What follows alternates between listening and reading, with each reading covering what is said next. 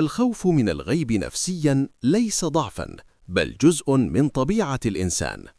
إليك التفسير ببساطة ووضوح. لماذا يخاف الإنسان من الغيب من منظور نفسي؟ 1. الخوف من المجهول. العقل البشري مبرمج على توقع الأخطار، ملء الفراغات. عندما لا توجد معلومات، العقل يخلق سيناريوهات، وغالباً الأسوأ. ولهذا كان الظلام والصمت والأماكن المهجورة أكثر ما يثير الخوف.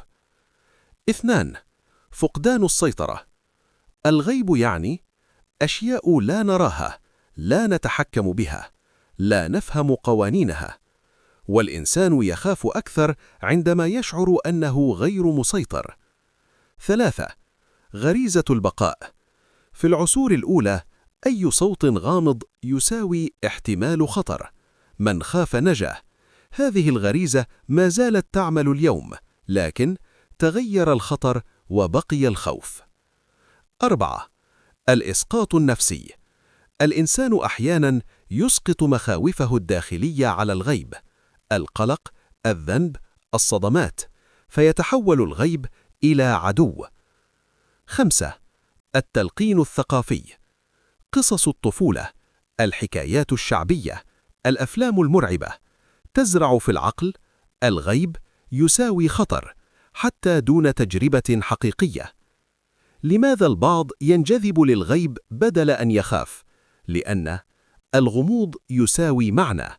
الخوف الممزوج بالفضول يفرز الأدرينالين، الإحساس بأن هناك أكثر مما نرى. الفرق بين الخوف الصحي والمرضي: صحي، حذر ووعي واحترام المجهول. مرضي، فزع ووسواس وتعطيل الحياة. كيف يهدأ الخوف من الغيب؟ الفهم والمعرفة. الإيمان يعطي إطاراً آمناً للغيب. عدم تغذية الخيال بمحتوى مخيف. ذكر الله من أقوى المهدئات النفسية.